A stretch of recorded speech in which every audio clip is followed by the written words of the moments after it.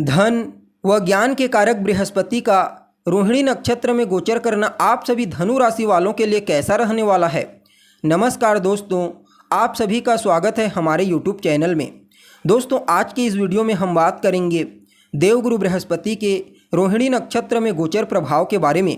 जी हाँ, बीते 13 जून 2024 को ज्ञान और धन के ग्रह गुरु सौंदर्य और समृद्धि के नक्षत्र रोहिणी नक्षत्र में प्रवेश कर चुके हैं और आने वाले 20 अगस्त तक इसी रोहिणी नक्षत्र में रहते हुए आपको प्रभावित करेंगे। उसके पश्चात 28 नवंबर 2024 से अगले साल की शुरुआत तक वक्री स्थिति से गोचर करते हुए आपको प्रभावित करेंगे। तो ऐसे में जानेंगे कि देवगुरु बृहस्पति का यह नक्षत्र परिवर्तन आपके जीवन में क्या कुछ बड़ा परिवर्तन करने वाला है। जी हाँ, सभी बातें आपको विस्तार के साथ बताएंगे, इसलिए वीडियो को लास्ट तक देखिए। और अगर आप अपनी जन्म कुंडली पर हमसे परामर्श लेना चाहते हैं तो डिस्क्रिप्शन बॉक्स और वीडियो के अंदर आपको हमारा कॉन्टैक्ट नंबर मिल जाएगा, जहां से आप संपर्क करके अपनी जन्म कुंडली का विस्तार पूर्वक विश्लेषण करवा सकते हैं।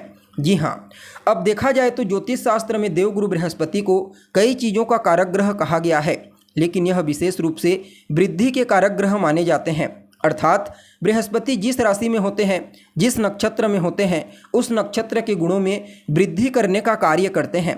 और यह जो रोहिणी नक्षत्र है ना दोस्तों, यह सुख, समृद्धि और सौंदर्य का नक्षत्र है। फलतः बृहस्पति का इस नक्षत्र में गोचर करना इन सभी क्षेत्रों में वृद्धि कराने वाला साबित होगा। वैसे तो इस नक्षत्र परिवर्तन का प्रभाव आप सभी के ऊपर पड़ेगा, लेकिन जिनकी भी उम्र 35 साल से लेकर के 50 साल के मध्य में है या फिर 60 साल से लेकर के 75 साल के मध्य में है, उनके ऊपर इस परिवर्तन का प्रभाव कुछ ज़्यादा ही मात्रा में देखने को मिलेगा। जी हाँ, अब देखा जाए तो आप लोगों के लिए यानी कि मकर राशि वालों के लिए देवगुरु बृहस्पति का यह नक्षत्र परिवर्तन गोचर कुंडली में आपकी राशि से पंचम भाव में हुआ है, अर्थात आपकी बुद्धि के भाव से, आपके संतान के भाव से हुआ है। यहाँ पर देवगुरु बृहस्पति आपके लिए कोई योग कारक ग्रह के रूप में तो कार्य नहीं करते, लेकिन इसके बावजूद इनका आपके पंचम भाव से नक्षत्र परिवर्तन करना बड़ा ही श्रेष्ठ परिणाम प्रदायक साबित होगा। क्योंकि पंचम भाव के कारक ग्रह होते हैं देवगुरु बृहस्पति, और इनकी दृष्टि भी आपके भाग्य भाव और आपके व्यक्तित्व के ऊपर पड़ेगी, यानी कि धर्म त्रिकोण में अपने आप को विशेष बलवान महसूस करते हैं, जिसके चलते यह नक्षत्र परिवर्तन आप सभी मकर राशि वालों के लिए काफ़ी अनुकूल परिणाम प्रदायक साबित होगा। जी हाँ, सबसे पहले तो संतान को लेकर के अगर कहीं कोई चिंता थी तो वह चिंता दूर हो जाएगी, चाहे संतान के करियर को लेकर के हो, उसके शिक्षा को लेकर के हो, उसके पढ़ाई लिखाई को लेकर के, समझ लीजिए संतान से संबंधित हर प्रकार की चिंता आपकी दूर हो जाएगी। विद्यार्थियों को श्रेष्ठ परिणाम की प्राप्ति होगी, चाहे किसी भी प्रकार से कोई प्रतियोगी परीक्षा हो या फिर कोई नया एडमिशन लेना चाहते हैं। आकस्मिक रूप से आपको धन प्रदायक साबित होंगे, यानी कि लॉटरी, सट्टा, शेयर, इन क्षेत्रों से काफ़ी हद तक प्रॉफिट की प्राप्ति आपको होती हुई नज़र आ रही है।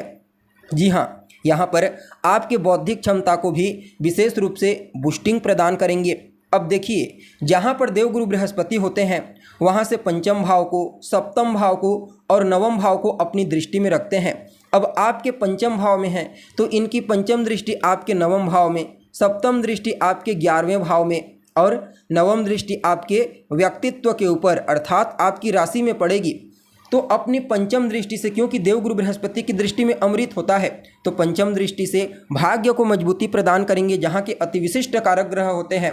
तो कदम कदम पर आपको अपने भाग्य का साथ देखने को मिलेगा, जिससे सभी कार्य अपने आप आपके बनते चले जाएंगे। आपको अपने बड़े बुजुर्गों का, अपने पिता का, अपने बॉस का विशेष आशीर्वाद और स्नेह प्राप्त होगा। उनके ही आशीर्वाद से आप उत्तरोत्तर तरक्की करते हुए आगे बढ़ते चले जाएंगे। धार्मिक क्रियाकलाप, पूजा पाठ, धार्मिक अनुष्ठान, आध्यात्मिक साधना के क्षेत्र में आपकी रुचि बढ़ेगी। उन क्षेत्रों में आप बढ़ चढ़ करके हिस्सा लेंगे और वहाँ से भी आपको काफ़ी हद तक श्रेष्ठ परिणाम की प्राप्ति होने वाली है।